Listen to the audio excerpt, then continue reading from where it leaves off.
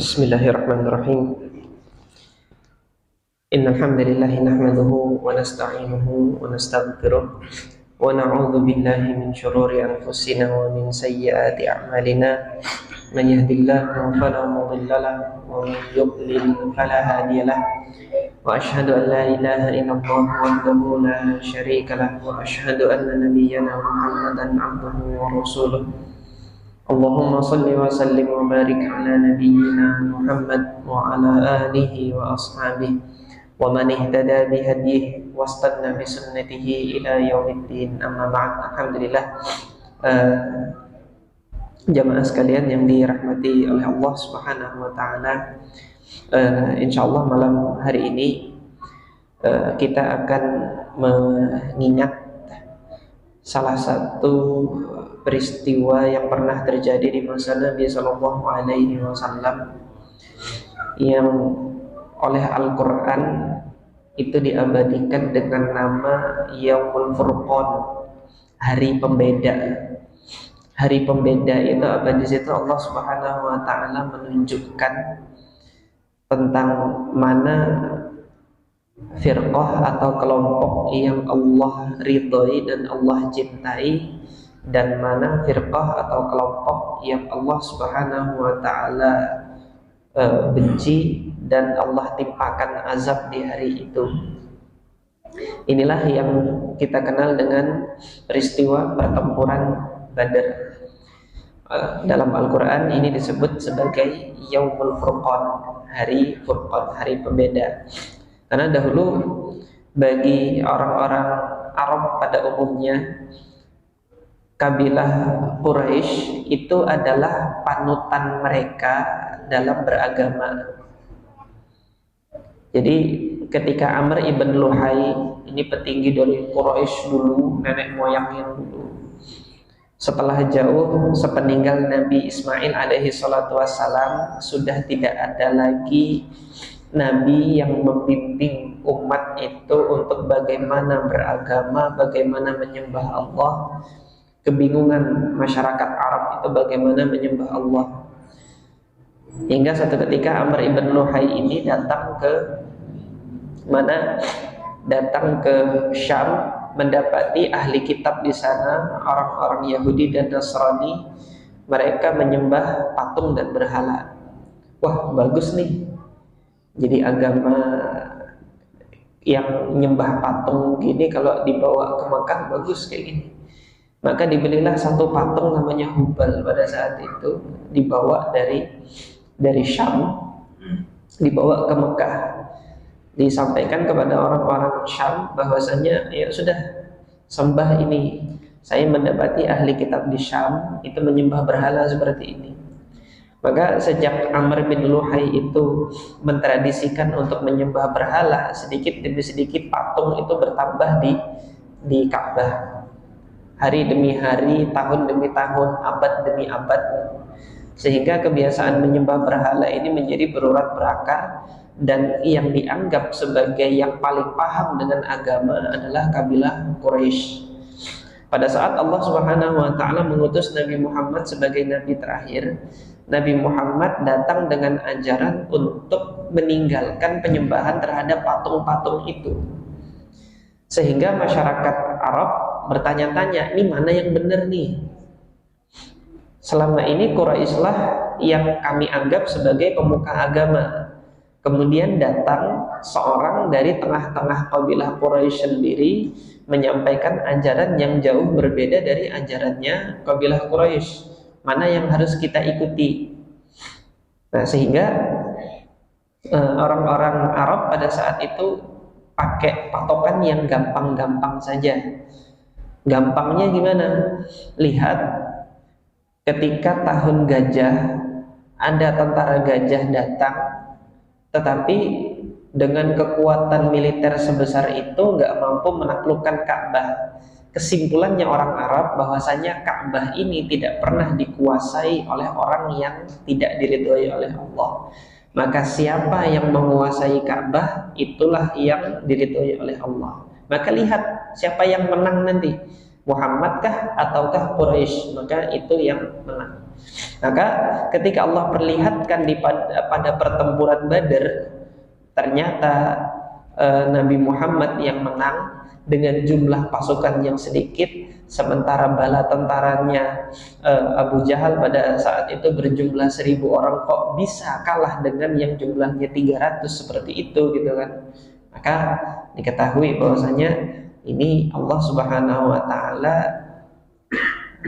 sudah menunjukkan mana yang diridhoi, tapi sebagian belum puas dan sebagian ada yang sudah puas, sehingga pada saat Islam itu mendapatkan kemenangan di pertempuran Badar, wibawanya kaum muslimin itu naik, disegani di tengah-tengah di antara kabilah-kabilah Arab yang ada. Nah, jamaah yang dirahmati oleh Allah Subhanahu wa taala, menceritakan pertempuran Badar itu pengalaman saya itu harus sampai 3 majelis, 4 majelis, bahkan sampai 5 majelis. Maka kalau malam hari ini kita mau selesaikan cerita pertempuran Badar ini bisa sampai jam 12 malam. Tapi kan nggak begitu. Kita ambil beberapa pelajaran dari pertempuran Badar ini. Kalau ditanya kenapa sih kok bisa terjadi pertempuran Badar, jamaah sekalian yang mungkin di rumahnya ada buku sirah nabawiyah, apapun itu, kalau nanti melihat sebab terjadinya pertempuran Badar, mesti akan diarahkan pada satu peristiwa di mana Nabi Muhammad itu mencegat rombongan dagangnya Abu Sufyan. Mesti akan disampaikan seperti itu. Dan kalau jamaah sekalian bertanya, kok Islam membolehkan mencegat rombongan dagang gitu kan? Artinya Islam membolehin ngerampok gitu kan? Apa begitu? Ini harusnya kita tidak melihat sebab pertempuran Badar itu di fase paragraf itu saja, tetapi harusnya mundur ke belakang lagi sejak Nabi Muhammad itu diutus menjadi nabi. Bagaimana perlakuannya orang-orang Quraisy itu. Jadi mari kita mundur ke belakang. Selama 13 tahun di Mekah, orang-orang Quraisy itu selalu menyiksa, mengazab, menekan, menyudutkan, apalagi namanya itu, kalau hari ini istilahnya mengkriminalisasi, terus kemudian melakukan penyudutan, disudutkan terus kaum muslimin pada saat itu selama 13 tahun. Tidak ada perlawanan sama sekali dari kaum muslimin. Semuanya disuruh oleh Nabi sabar, sabar, sabar. Kemudian setelah hijrah, mungkin bayangan dari sebagian kaum muslimin ketika Nabi Muhammad itu sudah hijrah, sudah pindah ke Madinah, itu sudah selesai masalah. Masalah belum selesai. Ketika Abu Jahal itu mengetahui ternyata Nabi Muhammad sudah sampai di Madinah, Abu Jahal kirim surat dengan salah satu tokoh kafirnya yang ada di Madinah pada saat itu, namanya Abdullah bin Ubay bin Salul, yang nanti akan menjadi tokoh munafik. Setelah pertempuran Badar, melihat kaum muslimin menang, Abdullah bin Ubay bin Salul masuk Islam. Masuk Islam buat apa? Buat sembunyi saja. Padahal hatinya itu masih kafir terhadap Allah dan Rasulnya. Oleh karena itu orang-orang munafik ini kalau lagi ibadah malas-malesan dia. Karena sejatinya mereka hatinya memang belum meyakini Allah dan Rasulnya, itu belum mengimani Allah dan Rasulnya. Nah, singkatnya Abu Jahal tadi minta kepada Abdullah bin Ubay bin Salul untuk memerangi Muhammad. Kamu yang perangi dia atau kita yang perangi kalian semua, kata Abu Jahal. Kalau kita yang perangi kalian semua gitu kan, maka nggak ada yang tersisa, mau anak-anak, mau kemudian wanita-wanita, habis semuanya kita tumpahkan darahnya itu. Nah, maka Abdullah bin Ubay bin Salul menyiapkan anggota-anggotanya untuk menyerang Nabi Muhammad dan kaum muslimin. Namun pada saat itu bisa dicegah pertempuran ketika Nabi Muhammad mengingatkan, apa kalian hendak kembali kepada perseteruan Aus dan Khazraj yang dahulu sudah berlangsung dalam periode yang lama gitu kan. Maka saat itu Abdullah bin Ubay bin Salul mengurungkan diri. Ini penyebab pertama. Terlihat bahwasanya setelah hijrahnya Nabi Muhammad masih belum aman. Karena dari jauh sana Mekah masih ngasih komando, jangan kasih Muhammad tenang. Artinya masih ada teror-teror. Orang-orang kafir Quraisy pada saat itu melakukan teror kepada Nabi Muhammad meskipun sudah sudah hijrah. Nah, yang menjadi puncaknya pada saat kaum muslimin ini melakukan ibadah umroh ke Mekah, ketemu lagi sama Abu Jahal. Abu Jahal melihat pada saat itu Sa'ad ibn Mu'adz, sahabat Nabi, dia dari kalangan suku Aus di Madinah. Tawaf, ketika itu tawaf, tanya, kamu dari mana gitu kan? Saya dari Yathrib gitu kan, dari Madinah gitu. Ditanya dia sudah Islam gitu kan, jadi pengikutnya Muhammad, diketahui oleh Abu Jahal. Tapi ketika masuk ke Mekah itu dalam jaminan keamanannya Umayyah bin Khalaf. Umayyah bin Khalaf itu temannya Abu Jahal, masih majikannya Bilal yang nindih Bilal pakai batu tuh, kalau masih ingat. Nah, pada saat itu Abu Jahal mengatakan, kamu kok bisa-bisanya dengan aman masuk ke Mekah, tawaf di sini dengan aman gitu. Kalau bukan karena perlindungan jaminan dari Umayyah, kamu nggak akan keluar dari Mekah dalam keadaan selamat. Ancamannya siapa? Ancamannya Abu Jahal. Yang diancam ini siapa? Sa'ad bin Mu'adz. Sa'ad bin Mu'adz ini kepala sukunya Aus gitu loh, petinggi suku Aus. Yang namanya kepala suku diancam, apa diem aja? Ibarat kata kepala preman diancam. Kalau preman yang punya kepala gitu, diancam, balik ngancam. Tapi ini kan bukan preman. Beliau kepala suku, petinggi suku, diancam. Ya nggak tinggal diam, maka dibalas gertak balik. Kamu berani ngancam saya untuk tidak aman di Mekah, kita juga bisa memperlakukan yang sama loh ya. Kenapa? Jalur perdagangan kamu itu lewat Madinah. Kalau kalian nggak ngasih kita aman ibadah di sini, kita bisa tidak kasih aman buat kalian untuk kalian itu berdagang ke Syam. Artinya kuat-kuatan di sini. Kaum muslimin mau ibadah ke Mekah nggak dikasih aman, kita bisa membuat kalian nggak aman berdagang ke Syam. Nah, karena inilah hikmahnya Allah memilihkan Madinah itu sebagai tempat hijrahnya Nabi Shallallahu Alaihi Wasallam. Kenapa? Karena Madinah ini berada di jalur perdagangannya Quraisy ke Syam.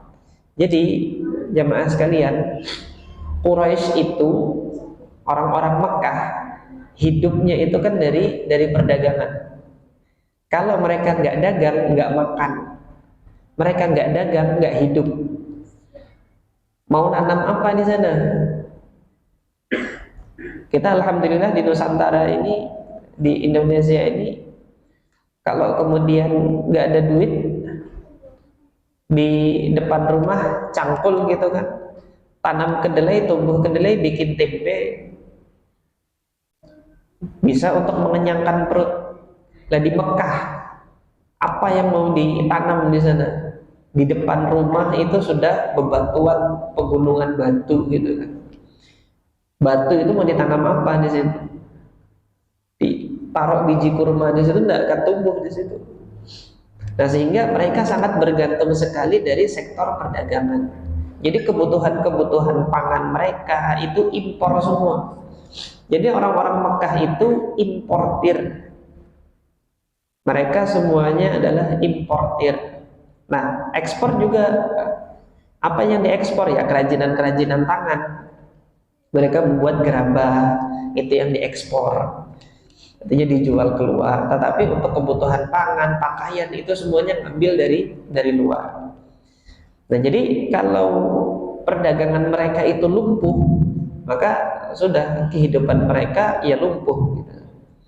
Nah, maka jalur perdagangan mereka itu kan dua, ke Yaman ke selatan dan kemudian ke Syam di utara.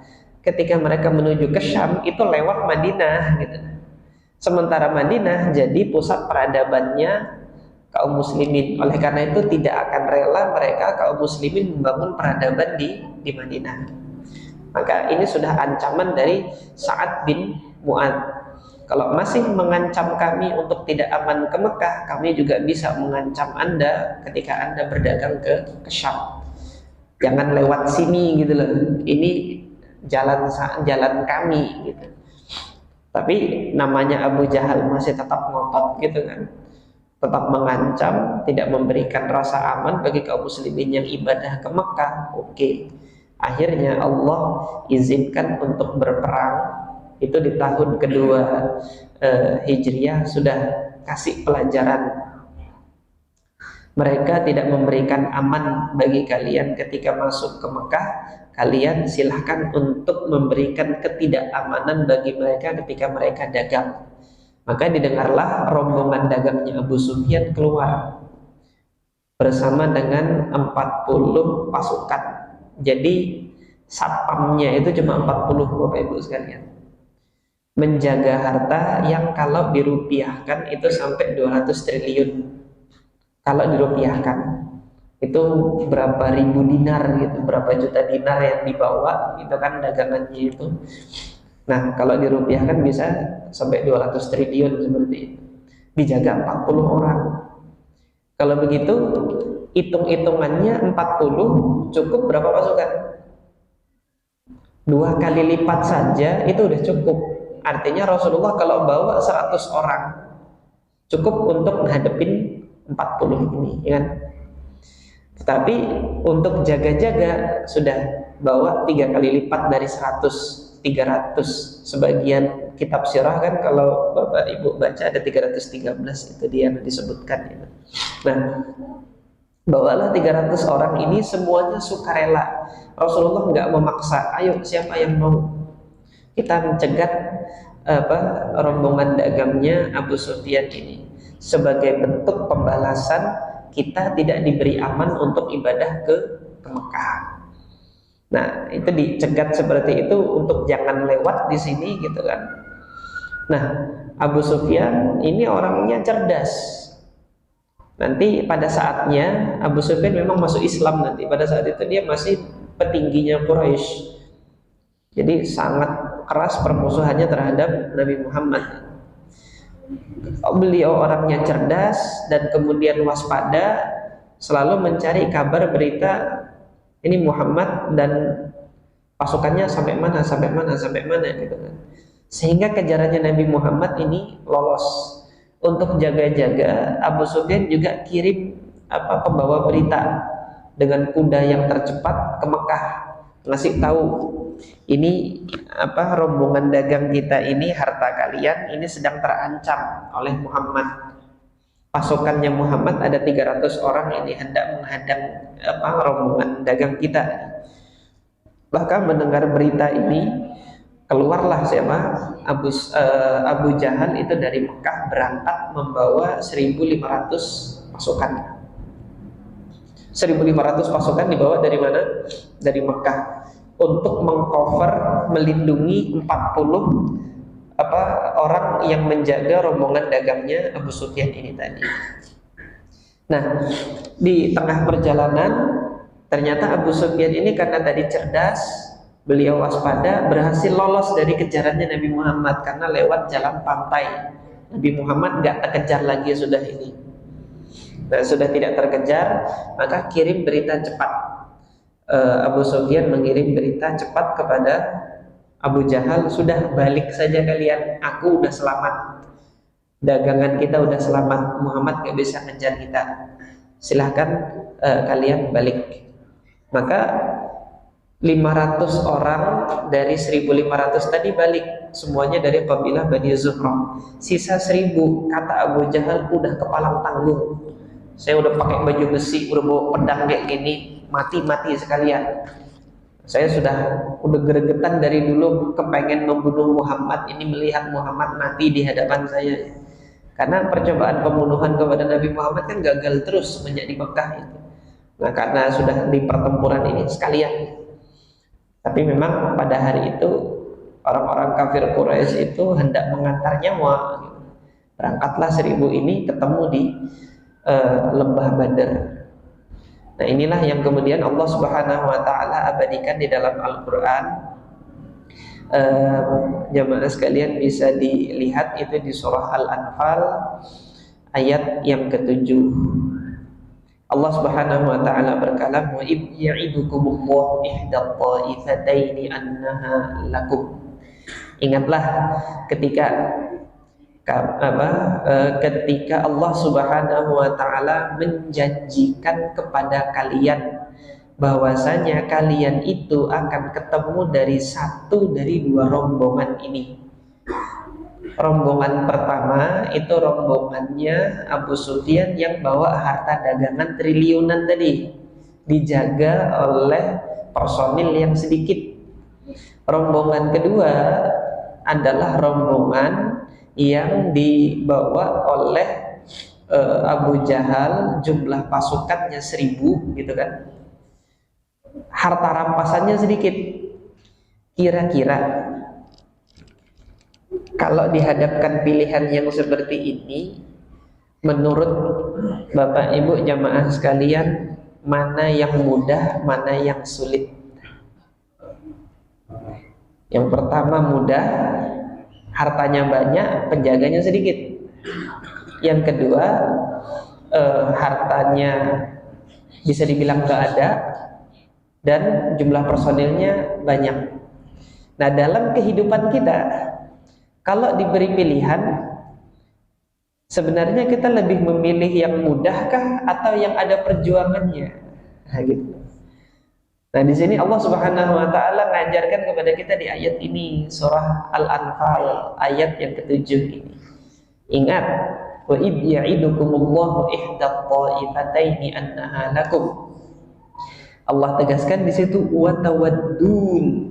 Kalian menginginkan, berangan-angan, mencita-citakan anna ghaira dzati syaukati takunu lakum, akan bertemu dengan rombongan yang gak ada syaukahnya. Gak ada syaukah itu gak ada kesulitannya, mudah sekali menghadapinya. Kalian mendambakan untuk ketemu yang itu, tentunya kan mendambakan untuk ketemu yang dipimpin sama Abu Sufyan. Tapi Allah Subhanahu wa taala punya kehendak. Wa yuridullahu ayyuhiqqal haqq. Akan tetapi Allah Subhanahu wa taala berkehendak untuk apa? Berkehendak untuk menetapkan yang hak adalah yang hak, menunjukkan yang benar adalah benar, dan untuk memunculkan kebenaran itu harus dengan perjuangan yang susah payah. Gak bisa dengan bermudah-mudah saja gitu kan. Nah, ini insya Allah inilah pelajaran yang untuk malam hari ini kita ambil dari pertempuran Badar ini, bahwasanya hamba itu punya keinginan, tapi Allah Subhanahu wa taala punya kehendak. Maka seorang hamba ketika mendapati keinginannya ternyata tidak sesuai dengan kehendak Allah Subhanahu wa taala, apa yang dilakukan oleh seorang hamba, hendaknya hamba itu menerima. Karena dibalik apa yang Allah tentukan itu nanti kita akan tahu, itu nanti pada saat belum mengalaminya mungkin kita nggak tahu itu. Kaum muslimin pada saat itu kan ketika dihadapkan dengan 1000, takutnya bukan main, mati kita ini. Itu Bapak Ibu jemaah sekalian, coba nanti dilihat di surah yang sama, surah Al-Anfal. Itu kan di ayat yang ke-6, ayat sebelumnya, yujadilunaka fil haqq ba'dama tabayyana ka'annama yusaquna ilal maut. Mereka itu Bahkan ada yang berani membantah engkau, berbantah-bantahan dengan engkau wahai Muhammad, berbantah-bantahan dengan engkau, seakan-akan mereka itu digiring kepada kematian gitu kan. Mati kita ini. Ya, kita kalau dihadapkan dengan sesuatu kan, kalau kita takut gitu kan, waduh ini gimana nih, waduh ini gimana ini. Padahal belum dilakukan, belum dilalui. Nah ternyata kalau nanti ini kita nggak bisa menyampaikannya sampai habis kan, pertempuran Badar ceritanya panjang. Singkat ceritanya, ketika terjadi pertempuran Badar, kaum muslimin menang. Itu nanti pada saat mereka kembali ke Madinah ditanya, gimana pertempurannya gitu. Sebagian dari mereka mengatakan, ternyata kami nggak melawan prajurit, kita melawan orang tua kepala botak katanya, yang sudah tua, sudah lemah, nggak tahu berperang. Di situ kemudian secara puas diri mendapati 1000 orang yang kita lawan ternyata nggak pandai bertempur gitu loh. Orangnya pengecut, dikertak sedikit lari gitu loh. Ini yang mereka dapati pada saat itu. Ini pula yang kalau kita lihat dalam kehidupan kita, sesuatu yang kita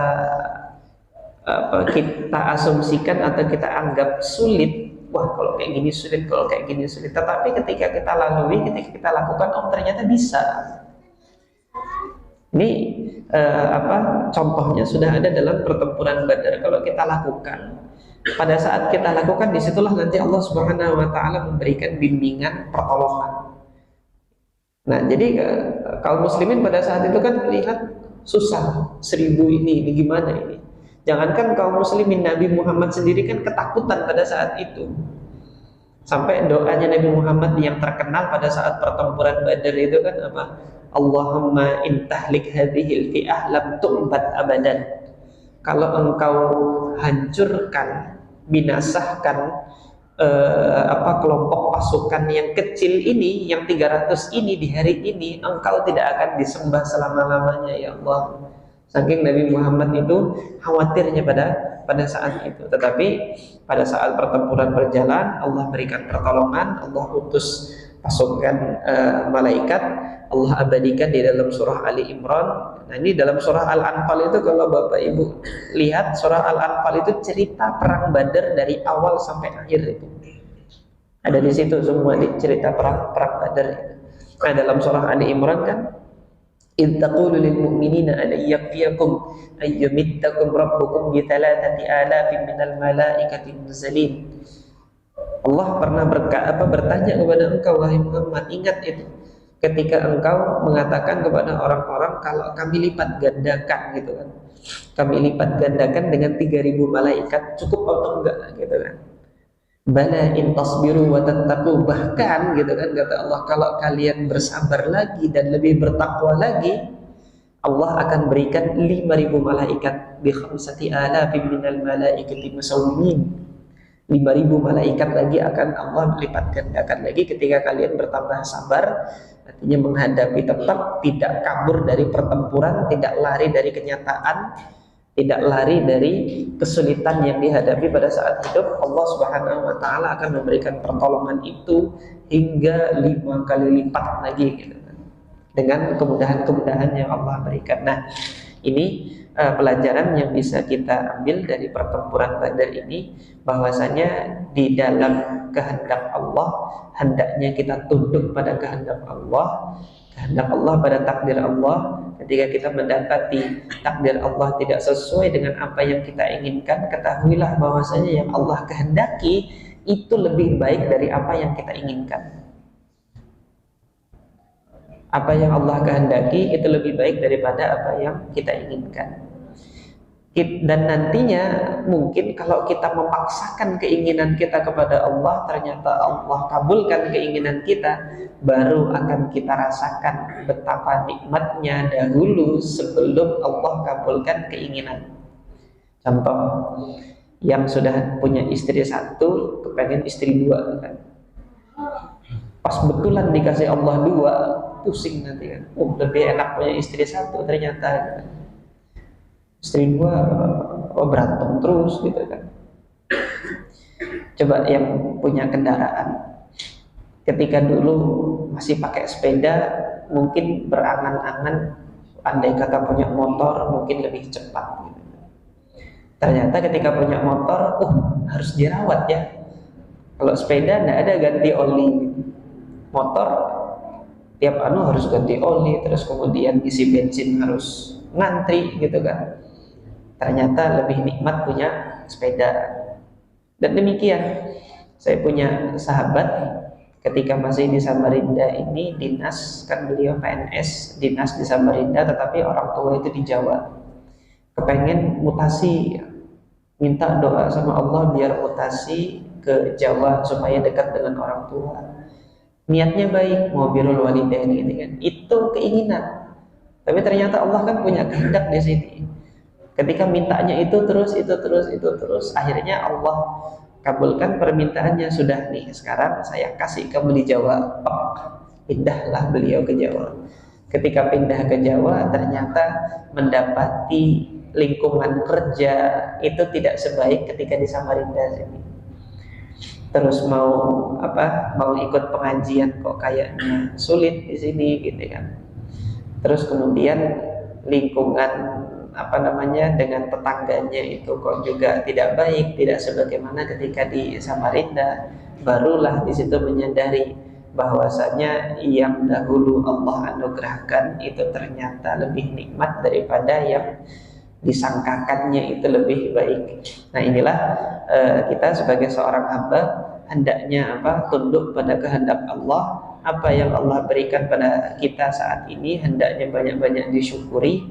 Kesyukuran kita ini dengan cara melakukan amal soleh. Ketika seseorang itu semakin bertambah amal solehnya, maka ini adalah indikator atau tanda-tanda orang tersebut bersyukur kepada Allah Subhanahu wa Ta'ala.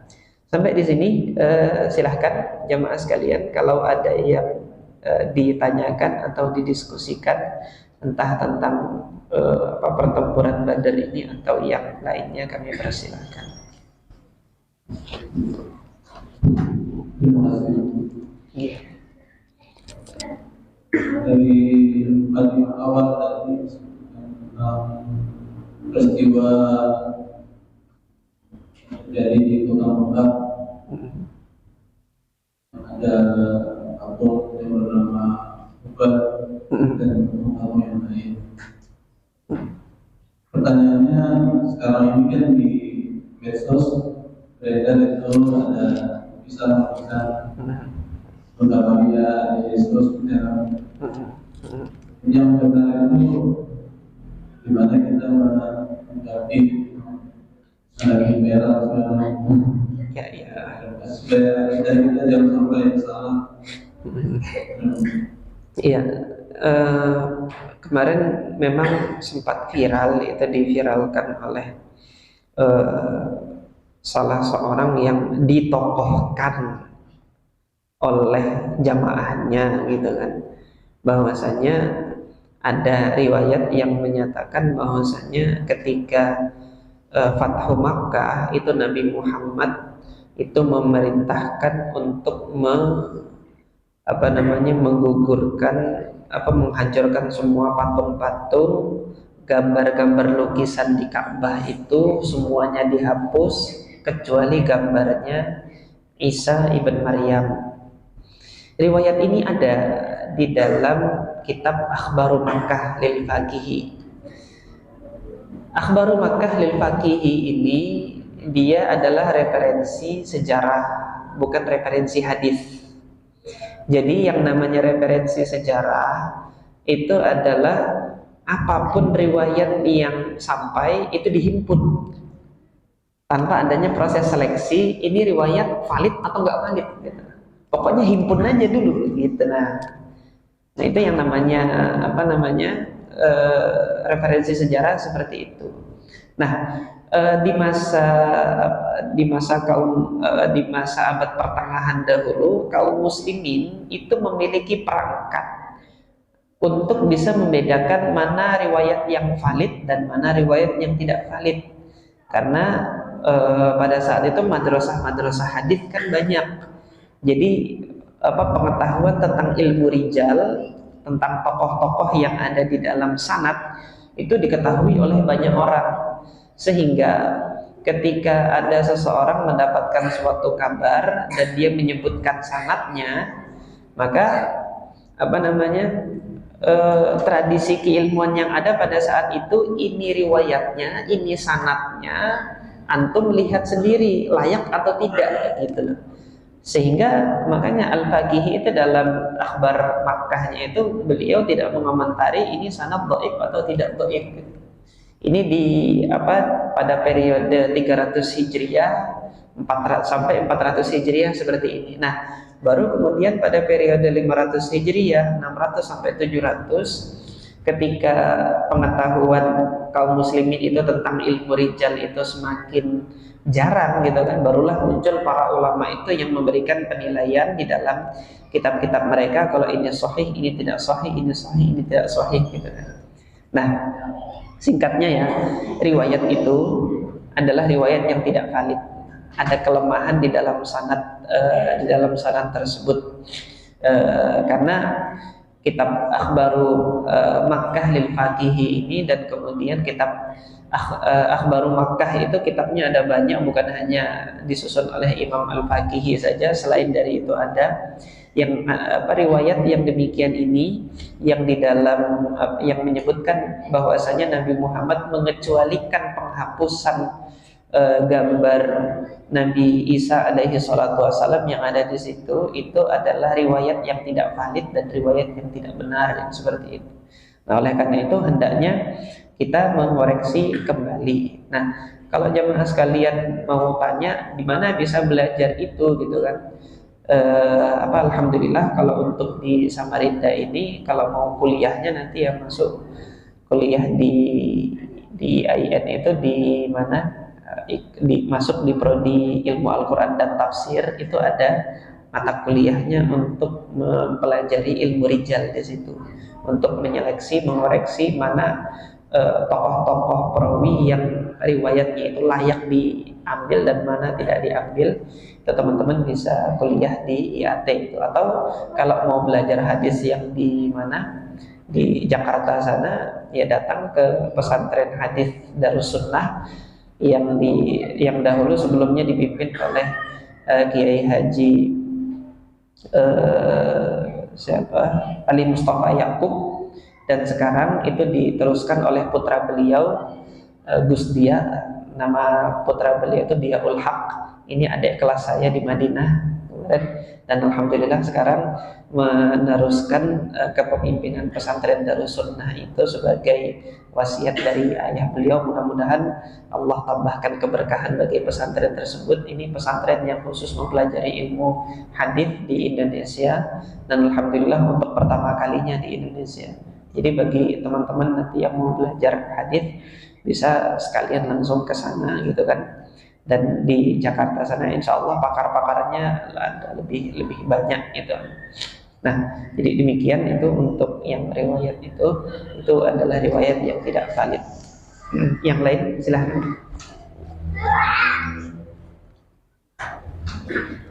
Nggak ada?